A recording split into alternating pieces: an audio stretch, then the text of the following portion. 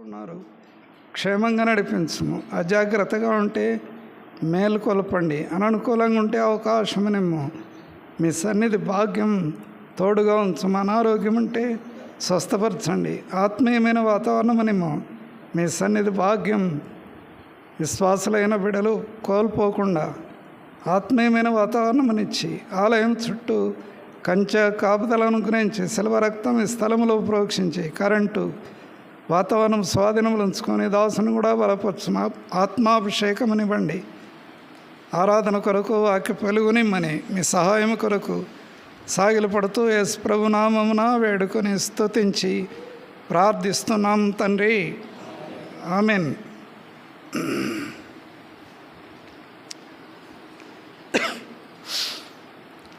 లూకాసు వార్త 7వ అధ్యాయంలో యేసు ప్రభు కొన్ని ప్రాంతాలు దర్శించాడు.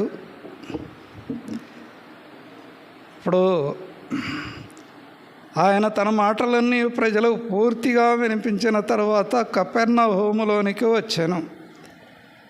ఆయన తన మాటలన్నీ ప్రజలకు పూర్తిగా వినిపించిన తర్వాత వచ్చాడు కపెర్నహూముకు. యేసు ప్రభు ఎప్పుడైనా తన మాటలు ప్రజలు అర్థం చేసుకోవాలి, వినాలి, దానికి లోబడాలి, ఆత్మీయంగా జీవించాలి. ప్రభు కోరిక, వచ్చిన ఉద్దేశం అది. ప్రభు ఈ లోకానికి ప్రభు ఎందుకు వచ్చాడంటే తన మాటలన్నీ పూర్తిగా ప్రజలు వినాలి, ఆత్మీయంగా బలపడాలి, రక్షణ పొందాలి, ప్రభు మార్గంలో నడవాలి. అందుకే తన మాటలను ప్రజలకు పూర్తిగా వినిపించాడట. ఎన్నిసార్లు ఎన్ని మాటలు వింటాం మనం దేవుని మాటలు. పూర్తిగా విన్న తర్వాత గ్రహించేది కష్టం. వినాలి, లోబడాలి, అనుసరించాలి, ఆరాధన చేయాలి. ఇది ప్రభు కోరిక. యెషయా గ్రంథం 53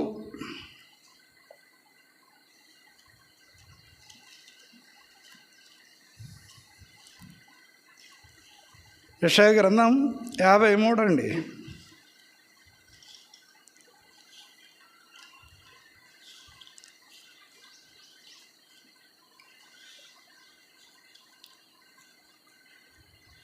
మొదటి వచనం చదవండి, అర్థమైంది. మేము తెలియజేసిన సమాచారం ఎవడు నమ్మెను? యెహోవా బాహువు ఎవనికి బయలుపరచబడెను. కాబట్టి సమాచారం వినాలట, నమ్మాలట. ప్రవక్త ఈ మాట చెప్తాడు ప్రజల గురించి, మేము తెలియజేసిన సమాచారం ఎవడు నమ్మెను. నమ్మాలి, తర్వాత అనుసరించాలి. యెహోవా బాహు ఎవనికి బయలుపరచబడెను. దేవుని యొక్క బాహు లేక శక్తి ఎవరికి బయలుపరచబడుతుందంటే సమాచారం విని నమ్మి ఆత్మీయంగా విశ్వాసం ఉంచిన వ్యక్తికి ఆ యొక్క బాహుబలం బయలుపరచబడుద్ది, లేక ఆ బలాన్ని వాళ్ళు పొందుతారు. 2వ వచనం,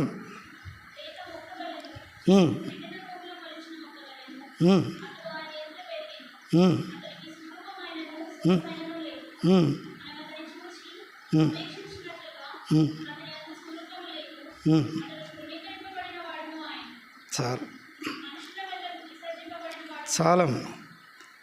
ఇక్కడ యెహోవా బాహు ఎవరికి బయలుపరచబడింది, ఎవరు నమ్మారు అనేది ఒకటి. సరే, ఇప్పుడు బయలుపరుపు అనేది చాలా ప్రాముఖ్యమైంది. దేవుని యొక్క వాక్యము, ఆత్మీయమైన సంగతులు ప్రభు ఈ లోకంలో బయలుపరిచాడు. అందుకే లూకాసు వార్త 7వ అధ్యాయంలో ఆయన తన మాటలన్నీ పూర్తిగా వినిపించాడట. తర్వాత కపెర్నహూములోనికి వచ్చాడు. అంటే అర్థమేంటి? నజరేతు నుండి కపెర్నహూము లేక నాయునుకు 10 కిలోమీటర్ల దూరం వచ్చాడు ఆయన. అర్థమైందా? 10 కిలోమీటర్ల దూరం నడిచి వచ్చాడు ఆయన. ఒక ఆత్మను గురించి, ప్రజల కొరకైన భారం కలిగి, ప్రజల యొక్క బాధలు ఎరిగి, పూర్తిగా తన సమాచారం విని నమ్మి ప్రభువునందు విశ్వాసముంచి రక్షణ పొంది ఆత్మీయంగా బలపడాలనేది ప్రభు కోరిక. ప్రభు లోకంలో ఉన్నప్పుడు కొన్ని గ్రామాలు సంచారం చేశాడు.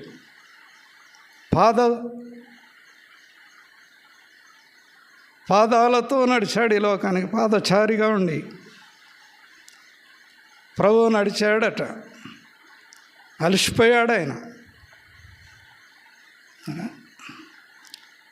ఇంత ప్రయాసం కలిగి ప్రాంతాలు దర్శించి ప్రజలకు మాటలు వినిపించి వారి బాధలు తెలుసుకొని వారి బాధలన్నీ దూరం చేయాలి.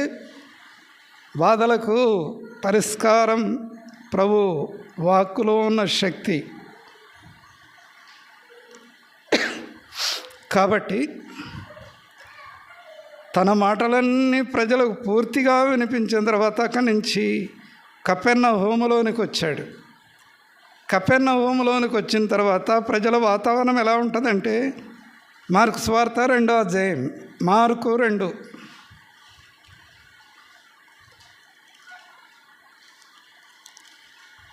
మొదటి వచనం. కొన్ని దినములైన పిమ్మట చూశారా, మరలా వచ్చాడట.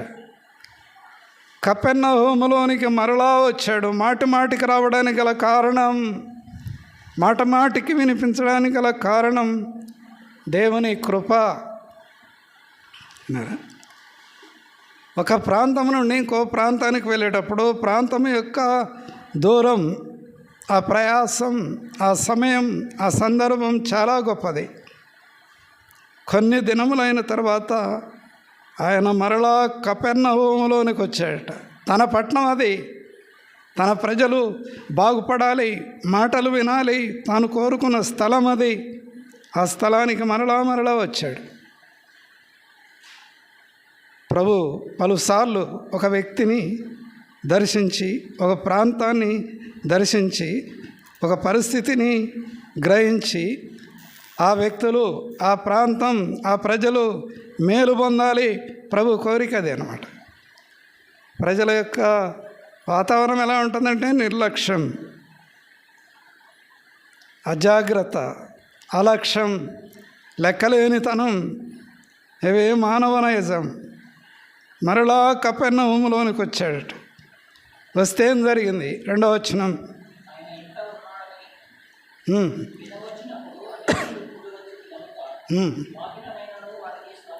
ప్రజల ఆకర్షణ అండి అది.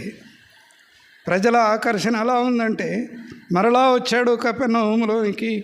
ఓ ఇంటిలో ఆ సమయం గడిపాడు ఆయన. ఆ ఇంటిలో సమయాన్ని గడిపేటప్పుడు ఇంటిలో స్థలం లేదు, వాకిట్లో కూడా స్థలం లేదు. ప్రజలు అలా వచ్చారు. ఆశ, ఆసక్తి, ఆత్మీయత, ప్రభులో ఉన్న శక్తిని పొందడానికి వచ్చారు. వారు ప్రభు వలన ఆదరించబడడానికి వచ్చారు. ప్రభువు శక్తి ప్రతి స్థలంలో బయలుపరచబడింది. ఆయన మాటల్లో శక్తి ఉంది. ఆయన ప్రాంతాన్ని దర్శించేటప్పుడు వెలుగు వచ్చింది. ప్రజలు ఆకర్షించబడ్డారు. ప్రజలు ఆయన దగ్గరకు వచ్చారు. వారికి కలిగిన బాధలన్నీ వారు ప్రభువు నుండి విముక్తి పొందారు. ఇదే వాతావరణం. 7వ అధ్యాయం లూకా సువార్త.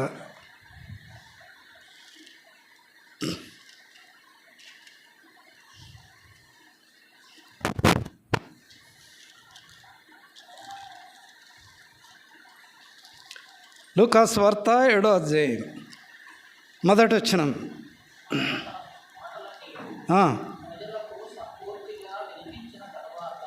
చాలండి. సంపూర్తిగా వినిపించాడట తన మాటలన్నీ. కపెర్నహూములో వాతావరణం ఎలాంటిదంటే, ఇంట్లో స్థలం లేదు, వాకిట కూడా స్థలం లేదు. అలాగూ ప్రజలు వచ్చారు. అయినప్పటికీ ఆయన మాటలు సంపూర్ణంగా వినిపించాడు. ఆయన మాటలో శక్తి ఉంది. అందుకే ప్రజలు ఆయన మాటకు లోబడ్డారు, విధేయత చూపించారు, ఆశ కలిగి ఆత్మీయంగా ఆయనను వెంబడించారు. ఆయన ఇంటిలో ఉంటే ఇంటి నిండా మనుషులే, పట్టణంలో ఉంటే ఆయన వెంట సమూహం వచ్చింది. చుట్టూ ప్రజలు. చెట్టెక్కాడు జక్కయ్య, ఆ సంగతి అలా ఉంచండి. ఆయన ఎక్కడున్నా జన సమూహం ఆయన చుట్టూ చేరారు. కారణం ఏంటంటే వాళ్ళకి ఇబ్బందులు ఉన్నాయి, కష్టాలు ఉన్నాయి, శోధనలు ఉన్నాయి, వ్యాధులు ఉన్నాయి, బాధలు, భరింపరాని రోగాలు. ప్రభు ఆయా స్థలాలకు వచ్చిన తర్వాత ఇప్పుడు మన ఆరాధన యొక్క తలంపు ఏంటంటే 2వ వచనం, కపెర్నహూములో ఏం జరిగింది వచ్చినప్పుడు.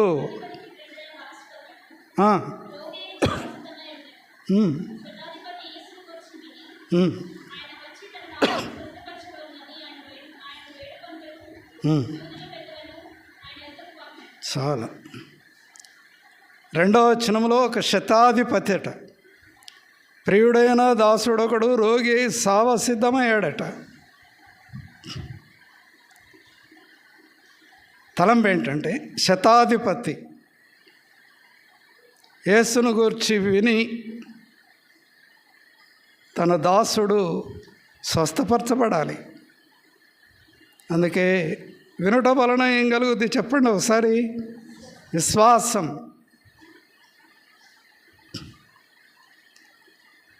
సరే, రోమీయులకు రాసిన పత్రిక 10:17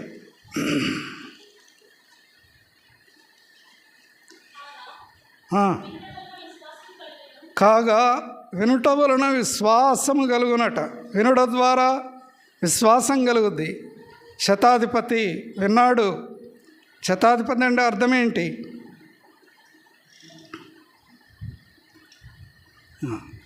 కాబట్టి శతాధిపతి యేసును గురించి విన్నాడు. తనకు ప్రియుడైన ఒక దాసుడు ఉన్నాడు, సావసిద్ధంగా ఉన్నాడు. శతాధిపతి కొంతమంది కొన్ని బాధ్యతలు ఉంటాయండి, ఆ బాధ్యతలు నెరవేర్చాలి.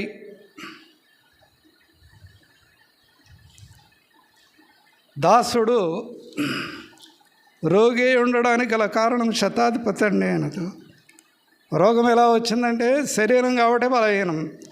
నిన్న ఆర్మీ వాళ్ళకు ఒక ఫంక్షన్కి వెళ్ళాను.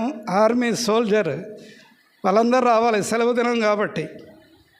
తలంపు ఏంటంటే టైం అయ్యిద్ది, వాళ్ళ టైం చూసుకుంటారు. చాలాసార్లు టైం మెయింటైన్ చేస్తారు.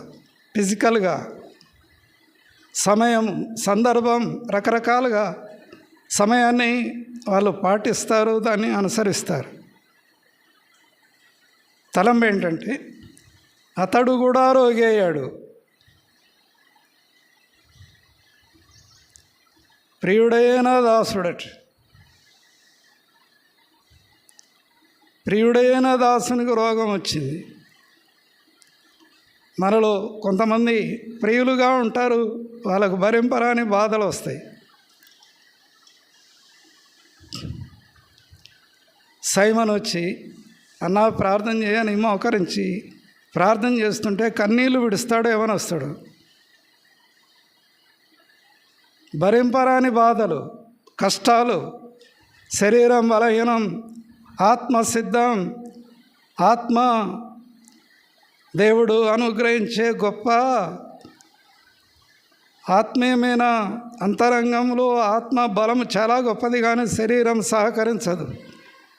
ప్రభు చెప్పాడు, లోకంలో ఉన్నప్పుడు ఆత్మ సిద్ధమే కానీ శరీరం బలహీనం అన్నాడు. శరీరం కునుగా చేస్తుంది మానవుని, అది ఆత్మసిద్ధమే, శరీరం బలహీనం. ప్రియుడైన దాసుడు శతాధిపతి రోగి ఉన్నాడు, పడకలో ఉన్నాడు. ప్రభు అదే సందర్భంలో ఆ గ్రామానికి వచ్చాడు.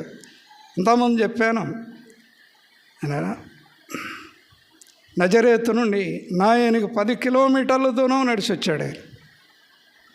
అందుకే శతాధిపతికి అర్థమైంది, ఎంత ప్రయాసపడి ఈ పట్టణానికి వచ్చి ఈ సందర్భంలో అనుకూలంగా ప్రభు వచ్చాడు కాబట్టి నా దాసుని గురించి వేడుకోవాలి, శ్రమ పుచ్చుకోవద్దు. అందుకే ఆ పదం ఉపయోగించాడు. ప్రభువా శ్రమ పుచ్చుకోవద్దు, నేను పాత్రునిగాను. 6వ వచనం.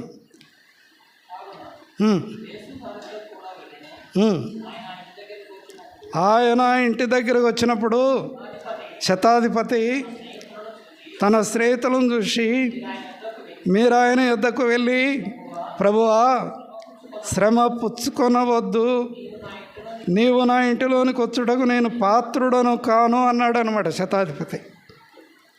శ్రమ పుచ్చుకోవద్దని అంటాడు శతాధిపతి.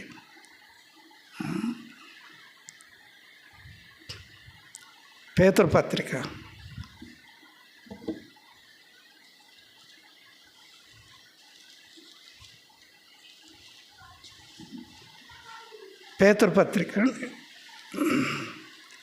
మొదటి పేతురు పత్రిక 2వ అధ్యాయం. మొదటి పేతురు 2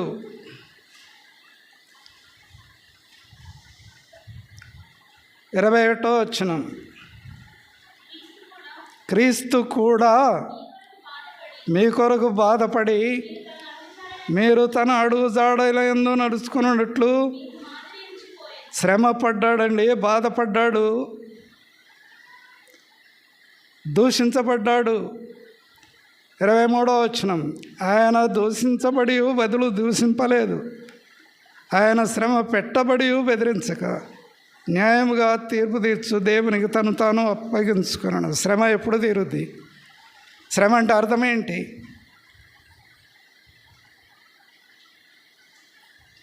శ్రమ, ఏ శ్రమ? నా ఇంటిలోనికి వచ్చడం నేను పాత్రుని కాదు. శతాధిపతి అన్నాడు. ప్రభు ఈ లోకానికి రావడానికి గల కారణం ఏంటి? ఆయన ఇంటిలోనికి వెళ్ళడం గొప్ప సంగతి కాదు, పరలోకం నుంచి భూలోకానికి రావడం గొప్ప సంగతి. అక్కడి నుంచి ఇక్కడికి వచ్చిన ప్రభు ఆ ఇంటిలోనికి వెళ్ళడం పెద్ద కష్టమైన పని కాదు. అది పరలోకాన్ని వదిలిపెట్టాడు, ఆయన భూలోకానికి వచ్చాడు, పాపపు ఇష్టమైన లోకానికి వచ్చాడు. ఈ లోకంలో అడుగుపెట్టాడు, ఆయన ఈ లోకంలో జీవించాడు, ఈ లోకంలో నడిచాడు, బాధలు భరించాడు. ఫిలిప్పీలకు రాసిన పత్రిక,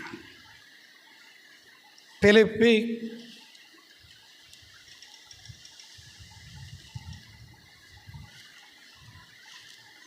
2వ అధ్యాయం. ఫిలిప్పీలకు రాసిన పత్రిక 2వ అధ్యాయం. ఇక్కడ మాట చెప్తాడు, 6వ వచనం. ఆయన దేవుని స్వరూపము కలిగిన వాడై ఉండి దేవునితో సమానముగా ఉండుట విడిచిపెట్టకూడని భాగ్యమని ఎంచుకొనలేదు, కానీ మనుషుల పోలికగా పుట్టి దాసుని స్వరూపమును ధరించుకొని అట్లా చేసుకుని లోకానికి వచ్చాడు. ఒక ఇంటిలోనికో, బజార్లోనికో, ప్రాంతానికో, గ్రామానికో, పల్లెటూరుకు రావడం ఆయనకు పెద్ద సంగతి ఏం కాదు. పరలోకాన్ని వదిలిపెట్టాడు ఆయన, దూతల ఆరాధన వదిలిపెట్టాడు, దేవుని స్వరూపము కలిగిన వాడైన రూపాన్ని పక్కన పెట్టాడు. ఇంతకుముందు చదివినట్టుగా భూలోకానికి రిక్తుడుగా వచ్చాడు. శతాధిపతి ఒక్కటే ఒక రిక్వెస్ట్, అయ్యా నా ఇంటిలోనికి రావడానికి పాత్రుని కాదు నేను. ప్రభు స్థాయిని గుర్తిరిగి లోకరీతిగా తెలివైన వాడు, ఆ వ్యత్యాసం ఎరిగినవాడు, ఒక ఉద్యోగస్తుడు ఒక స్థాయిలో ఉన్నాడు. ఆ స్థాయి యొక్క అనుభవం ఏంటో, ఆ స్థాయి స్టెప్ బై స్టెప్ ఎలా స్థాయి ఉంటుందో అర్థమైంది ఆయనకు, శతాధిపతికి. ప్రభు ఎంత గొప్పవాడో కొంచెం అర్థమైంది శతాధిపతికి. 7వ అధ్యాయం లూకాసు వార్త.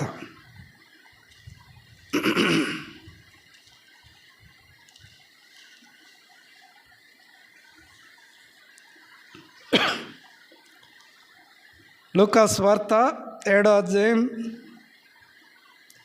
ఇక్కడ మాట అంటాడు, ఒక శతాధిపతికి ప్రియుడైన దాసుడు ఒకడు రోగి సావసిద్ధమై ఉండెను అనే మాట రాయబడింది. రోగి అయ్యాడు, శతాధిపతికి దాసుడు. రెండవది రోగి అయ్యాడు. మూడవది సావసిద్ధంగా ఉన్నాడు అనమాట. సావడానికి సిద్ధంగా ఉన్నాడు. సావే శరణ్యం తనకు, ఇంకొకటి లేదు. ఆ రోగం ఎలాంటిది.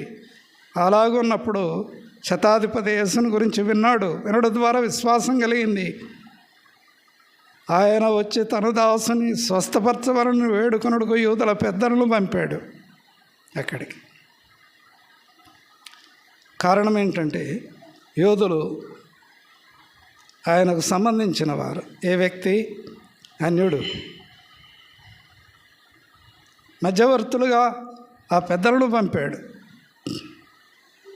అందుకే అంటాడు, నేను యోగ్యుని కాదు, సిఫారస్ కొరకు లేక మధ్యవర్తులుగా యూదుల పెద్దలను ఆయన దగ్గరికి పంపాడు. కారణం ఏంటంటే యూదులు సమరయులతో సాంగత్యము చేయరు.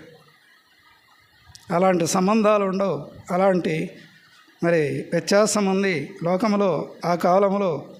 కానీ పెద్దలు పిలిచి ప్రభు దగ్గరికి సమాచారం ఇచ్చి, నా దాసుడు రోగి సావసిద్ధంగా ఉన్నాడు, మీరు వెళ్ళండి, నా పక్షమున ఆయనను విజ్ఞాపన చేసి నా దాసును స్వస్థపరచడానికి ఒక మాట మాత్రము సెలవిస్తే చాలు. నేను యోగ్యుని కాదు నా ఇంటిలోనికి రావడానికి, అనుకోవడం లేదు. నేను పాత్రుని అసలే కాదు నా ఇంటిలోనికి వచ్చుటకు. అలా ఎంచుకోలేదు నేను. ఉంటే స్థాయి ఉంది లోకరీతిగా, ఆ యొక్క ప్రజా సంబంధమైన ఆ సాంగత్యం కూడా లేదు. కానీ మాట మాత్రం సెలవిస్తే చాలు. 8వ వచనం ఆయనకు చెప్పండి ఈ మాటలు. 8వ వచనం, నేను సహా అధికారమునకు లోబడిన వాడను, నా చేతి కింద సైనికులు ఉన్నారు. ఒకరిని పొమ్మంటే పోను, ఒకరిని రమ్మంటే నా దాసుని పని చేయమంటే చేస్తాడు. ఇది తలంపు ఏంటంటే అలాగూ అధికారం కలిగిన వాడు లోకరీతిగా తాను అధికారమునకు లోబడ్డాడు. తన కింద సైనికులు ఉన్నారు. అయినప్పటికీ ప్రభువుని గురించి కొంచెం అర్థమైంది, విశ్వాసం ఉంది. ప్రభువుని గురించి మాట మాత్రం సెలవు, ప్రభువా నా ఇంటిలోనికి రావడానికి నేను పాత్రుని కాదని అడిగి ప్రభువును వేడుకుంటే ఆ యొక్క తగ్గింపు, ఆ విధేయత, ఆ గ్రహింపు ఆత్మ ద్వారా ఆయనను గురించి వినగానే తనలో అలాంటి తలంపులు వచ్చినాయి. ఆయన ఎవరు, నేనెవరు, నా ఇల్లు ఏంటి, ఆయన స్థాయి ఏంటి, అదంతా కూడా అర్థమైంది. స్థాయిని బట్టి నాకంటే గొప్పవాడు, నా స్థానం కంటే గొప్పవాడు ఆయన. ఆయనలో శక్తి ఉంది. వినడం ద్వారా విశ్వాసం కలిగింది. వార్తల్లో ఎన్నో వింటాం మనం, విన్నవి కొన్ని అర్థమవుతాయి మనకు. చాలా విషయాలు వార్తల్లో వింటాం మనం. ఫలానా దగ్గర ఫలానా జరిగింది, ఫలానా దగ్గర ఫలానా జరిగింది, వార్తలు ఎన్నో వస్తాయి. విన్నదంతా గ్రహించలేం, అర్థం కాదు మనకు. కానీ ఈ వ్యక్తి అర్థమైంది, ప్రభు ఎవరో తెలిసింది, ఆయనలో ఉన్న శక్తి ఏంటో అర్థమైంది. మాట మాత్రము సెలవిస్తే బాగవుతాడనే విశ్వాసం తన అంతరంగంలో ఉంది. 105వ కీర్తనలో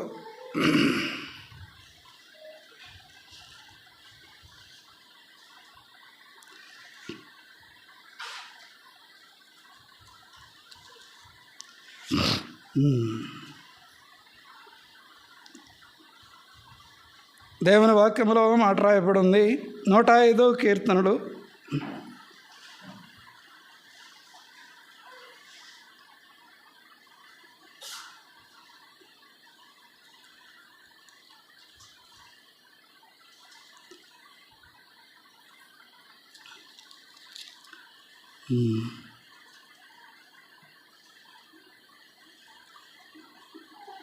సరే, ఇక్కడ ఒక మాట రాయబడి ఉంది. 20వ వచనం చూడండి ఒకసారి. ఆయన మాటను పంపి వారిని బాగు చేసింది, తన వాక్కును పంపి వారిని బాగు చేశాడు. వచనం చెప్పమ్మా.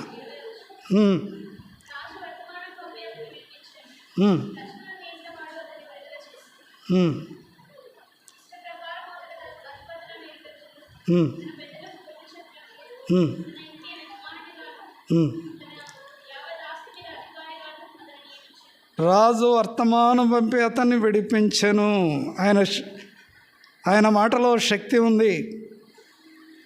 ఆయన గొప్పవాడు. ఆయన మాట మాత్రము సెలవిస్తే కార్యం జరిగింది. కాబట్టి ఆయనలో శక్తి ఉన్నదనేది ఆ యొక్క వ్యక్తికి అర్థమైంది. మాట మాత్రము సెలవిమ్మన్నాడు. మరి వెంటనే ఆ యొక్క దాసుడు స్వస్థపరచబడ్డాడు. మరణ పడకలోనికి వ్యక్తి ఎందుకు వచ్చాడు అనేది ఒక ఆత్మీయమైన తలంపు. రండి, రోమీయులకు రాసిన పత్రిక మానవుణ్ణి ఈ రోగం పడకలోనికి ఎందుకు తెస్తుంది అనేది ఒక తలంపు. రోమీయులకు రాసిన పత్రిక 6వ అధ్యాయం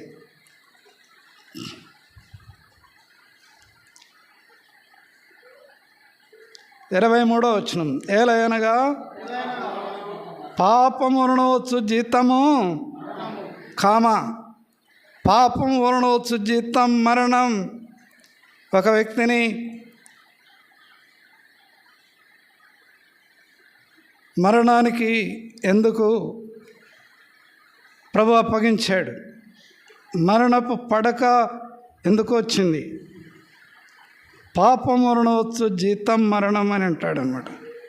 ప్రతిదానికి ఒక ఫలితం ఉంది. అతడు సోల్జరు, యవనస్తుడు, ఎన్నో పరీక్షలు పెడితే కానీ ఆ స్థాయికి రాగలడు, ఆ జాబ్ పొందగలడు. లేకపోతే ట్రైనింగ్లో ఉండి పారిపోయిన దాసుడు పల్లెటూరుకు వచ్చి దాచుకున్నాడు ఒక గుడిసెలో. ఏమన్నాడో తెలుసా? అన్నా, ఆ ట్రైనింగ్ భరించలేక వచ్చాను నేను. హైదరాబాదు గోల్కొండ చౌరస్తా ఎబ్రోన్ పక్కన 3వ ఇల్లు మాది. ఒకవైపు బంధువుడు ఆర్మీలో చేరాడు. సుఖంగా జీవించి కాలేజీకి వెళ్ళి అలాగున్నవాడు ఆర్మీకి పోవాలని ఫిజికల్గా పాస్ అయ్యాడు, కానీ ట్రైనింగ్లో పారిపోయి వచ్చాడు. చాలామంది 7వ అధ్యాయం లూకాసు వార్త.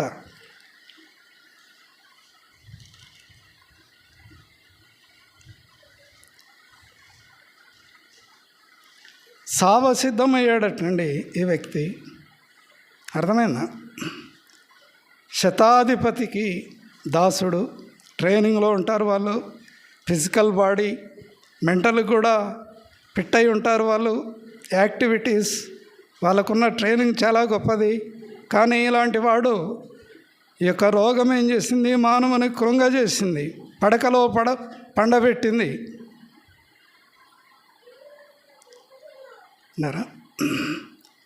నీవు ప్రేమించిన వాడు రోగి అయి ఉన్నాడు. లాజరు గురించి చెప్పారు. మరియ మార్త ప్రభు దగ్గరికి వర్తమానం పంపాడు. నీవు ప్రేమించిన వాడు రోగి అయి ఉన్నాడు, నువ్వు ప్రేమించిన వాడే రోగి అయి ఉన్నాడు. కానీ చివరకు చనిపోయాడు, సమాధిలోనికి వచ్చాడు. అప్పటి వరకు ప్రభు రాలేదు. ఆ మాట విని ఇంకా ఆలస్యం చేశాడు. కారణం ఏంటంటే పునరుత్థాన శక్తి ఎలాంటిదో ఎరగాలి ప్రజలు.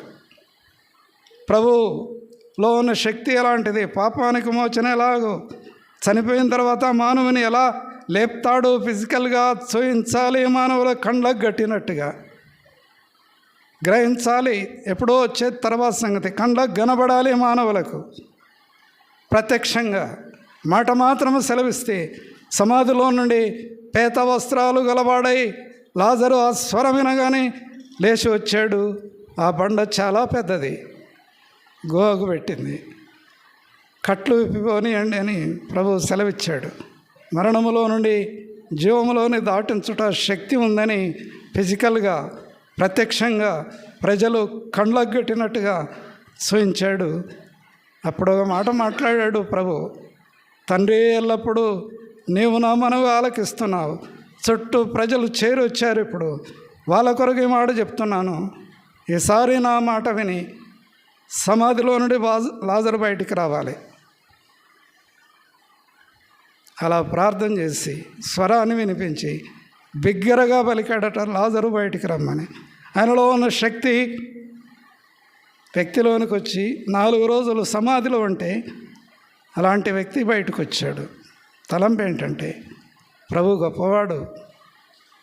అందుకే భక్సింగ్ గారు చాలాసార్లు చెప్పేవాడు, లాజరు చనిపోయి 4 రోజులైంది, మీరు చనిపోయి ఎన్ని రోజులైంది ఆత్మీయంగా.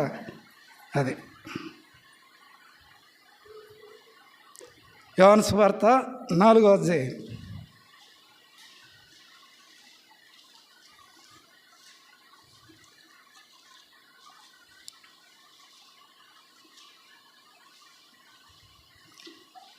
యోహాను సువార్త 4వ అధ్యాయం 24వ వచనమండి. చాలండి. దేవుడెవరు చెప్పండి ఇప్పుడు ఒకసారి. దేవుడెవరు అనేది, దేవుడు ఏమై ఉన్నాడు? ఆత్మయే ఉన్నాడు అని అంటాడు. ఆత్మ జలములపైన అల్లాడింది, అందుకే సృష్టి బయటకు వచ్చింది. ఆత్మలో శక్తి ఉంది. దేవుడు ఆత్మ గనక ఒక సృష్టిని బయటికి తేవడానికి ఆత్మ జలములపైన అల్లాడుతుంది. ఆత్మ యొక్క శక్తి ద్వారా భూమి ఆకారం ఏర్పడింది, నీళ్ళు వేరైపోయాయి. సృష్టి యొక్క శక్తి గొప్పది. ఆత్మబలం, పరిశుద్ధాత్మ యొక్క శక్తి ఆమెను కమ్మిన కారణాన్ని బట్టి ప్రభు లోకానికి వచ్చాడు. ఆత్మీయమైన శక్తి గొప్పది. ఒక వ్యక్తి ఆత్మీయుడిగా మారాలి, ఒక వ్యక్తి అంతరంగంలో కార్యం జరగాలి, ఒక వ్యక్తి ఆత్మ తలంపు కలిగి ప్రభు యొక్క శక్తిని పొందడానికి పాప క్షమాపణ నిమిత్తం పరిశుద్ధాత్మ దేవుడు అంతరంగంలో కార్యం చేసి మృతతుల్యమైన ఆ వ్యక్తిని ఒక నూతన సృష్టిగా చేయడానికి లోకానికి వచ్చాడు. దేవుడు ఆత్మ. ఆ ఆత్మ గలవారమై ఆయనలో ఉన్న శక్తిని పొంది పాప క్షమాపణ నిమిత్తం ప్రభు రక్తం కిందకు వచ్చాం. పరిశుద్ధాత్మ దేవుడు ఒప్పింపజేశాడు. మృతతుల్యమైన మన యొక్క ఆత్మ చనిపోయింది ఒకప్పుడు. అర్థమైందా? ప్రభు చేసిన అద్భుతమైన కార్యములు. సువార్త ఫిజికల్గా ఒక మాట చెప్పాలంటే, ఏ వ్యక్తి పడకలో ఉన్నాడు, ప్రభు సెలవిస్తే బాగుపడ్డాడు.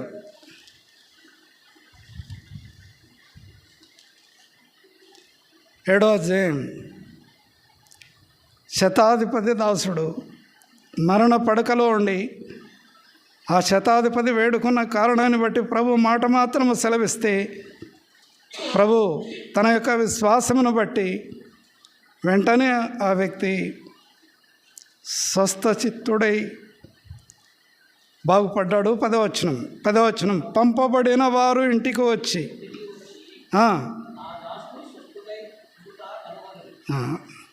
బాగుపడ్డాడు. ఒక మాటలో ఉన్నది శక్తి. ఇంకో తలము చెప్పాలి ఇక్కడ. ప్రభువు మాట ద్వారా మనలకు రక్షణ ఇవ్వలేదు. సిలువలో చివరి బొట్టు వరకు రక్తాన్ని కార్చి ఆ రక్తము ద్వారా మనకు విమోచన కలిగించాడు.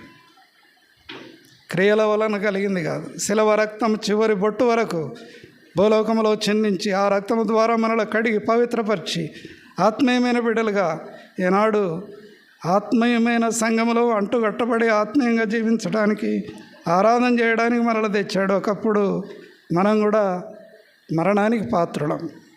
శరీర రీతి కూడా ఎన్నో అపాయాలు, ఎన్నో ఇబ్బందులు, ఎన్నో శోధనలు, ఎన్నో బాధలు, ఎన్నో కష్టాలు. 6 కొలల బావిలో దిగి పట్టపగలు పక్కన చూస్తే కోడె త్రాస్తుంది.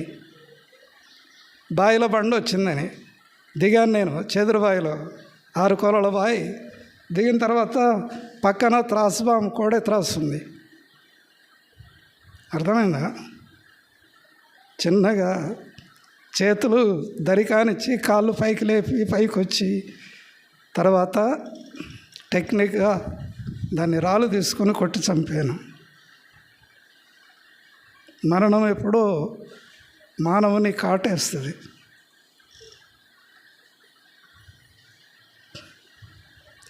యోహాను సువార్త 6వ అధ్యాయం.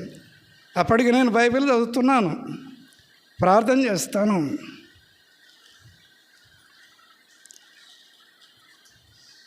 ఐదో అధ్యాయం యోహాను సువార్త 5:24. నా మాట విని నన్ను పంపిన వాని యందు విశ్వాసం ఉంచువాడు నిత్యజీవము గలవాడు, వాడు తీర్పులోనికి రాక మరణములో నుండి జీవములోనికి దాటి ఉన్నాడని మీతో నిశ్చయముగా చెప్తున్నాను అంటాడు అన్నాడు. ఎన్నిసార్లు మరణం మనలో ఆవరించింది, ఎన్ని అపాయాలు తప్పినాయి, ఎన్ని కష్టాలు, ఎన్ని శోధనలు, ఎన్ని వ్యాధులు, ఎన్ని బాధలు. రక్షణ పొందిన నాటి నుంచి నేటి వరకు దేవుడు కాపాడుతున్నాడు. ఒకటి, ఆయన మనకు రక్షణ ఇవ్వడానికి శ్రమే కాదు, శిలువ రక్తం ఆఖరి బొట్టు వరకు కార్చాడు. శ్రమ పుచ్చుకోవద్దని శతాధిపతి అంటాడు. శ్రమ పుచ్చుకోవడం కాదు, శ్రమను భరించాడు ఆయన. శిలువలో గాయపరచబడ్డాడు, ఆఖరి బొట్టు వరకు రక్తాన్ని కార్చాడు. ఆ ప్రేమను గనక మనం అర్థం చేసుకుంటే ఆరాధన చేయకుండా ఉండలేం. దేవుని సన్నిధికి రావడానికి ఆలస్యం చేయం, దేవుని ఇంటికి వచ్చి ఆరాధన చేయడానికి ఆలస్యం చేయం. నాయ నుంచి నజరేతుకు 10 కిలోమీటర్ల దూరంలో ఉన్న శతాధిపతి దాసుని స్వస్థపరచడానికి ఒక మాట మాత్రం సెలవిస్తే ఆ యొక్క డిస్టెన్స్ గమనించండి, ఎలా బాగయ్యాడు,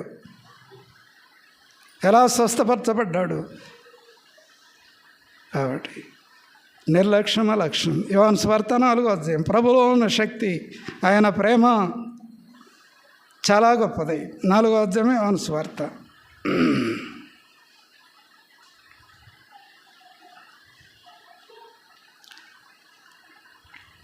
21వ వచనం. అమ్మా, ఒక కాలం వస్తున్నది, ఆ కాలమందు పర్వతం మీద నేను యెరూషలేములో నైనను మీరు తండ్రిని నా మాట మీరు మీకు తెలియని దానిని మేము మాకు తెలిసిన దాన్ని రక్షణ యూదుల్లో నుండే అది తెలిసిన ఆరాధన చేయాలి, ప్రాక్టికల్ ఆరాధన చేయాలి. అంతరంగంలో నుండి వచ్చే ఆరాధన, ప్రభువును గణపరిచే విధానంలో ఆరాధన. ప్రభు ఎంత గొప్పవాడు.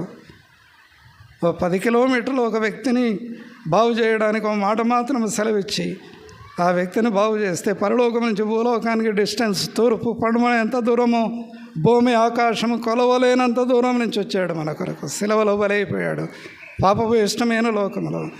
కాబట్టి ఈనాడు దేవుని ఇంట్లో మనలో చేర్చి, దేవుని సంఘములో ఉంచి, దేవుని సన్నిధి భాగ్యాన్ని ఇచ్చి క్షేమంగా వచ్చిన దేవుని మనం ఎంతగా ఆరాధన చేసినా తక్కువ వారమే. శ్రమ కాదు ఆయన పుచ్చుకుంది. సిలువలో రక్తాన్ని ధారపోశాడు, ప్రేమను కుమ్మరించాడు ఆత్మీయంగా. పౌలు వస్తాడు, కుమ్మరించాడు. ఆ ప్రేమ గొప్పది. ఆ ప్రేమలో ఉన్న ఆ యొక్క మాధుర్యాన్ని అర్థం చేసుకుంటే ఆరాధన చేయకుండా ఉండలేము. ఆలస్యం అయితే మనసాక్షి బాధపడుద్ది, ఆరాధన సమయం దొరకలేదే అని అన్నారా. అందుకే ఆరాధన కొద్ది సమయం మనం చేద్దాం. ప్రభువా, నేను కూడా ఒకప్పుడు పాపమని ఆ యొక్క రోగం కలిగి మరణానికి దగ్గర వచ్చి నరకానికి వెళ్ళవలసిన వాడిని. ఆరోగ్యం ఉన్నప్పుడు అర్థం కాదు, రోగం వచ్చినప్పుడు తెలుస్తుంది దాని విలువేంటో. ఆ నొప్పి, ఆయాసం, బాధ, ఆ వేదన, కన్నీళ్ళు, ఆ పడక, ఆ ఖర్చు, వినరా, ఆ ఖర్చు, ఆ పరిస్థితులు. ఆరోగ్యం బాగున్నప్పుడు అర్థం కాదు, దేవుడు అన్ని మేలు చేస్తే. కానీ అది వచ్చినప్పుడు అర్థమైంది అప్పుడు ఎట్లున్నాం ఇప్పుడు ఎట్లున్నాం అనేది. కాబట్టి అవన్నీ పోల్చుకుంటే ప్రభు గొప్పవాడు.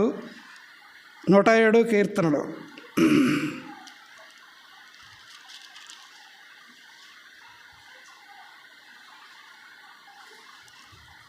సరే, 107 కీర్తనలు మొదటి 2 వచనాలు కలిసి చదువుదాం.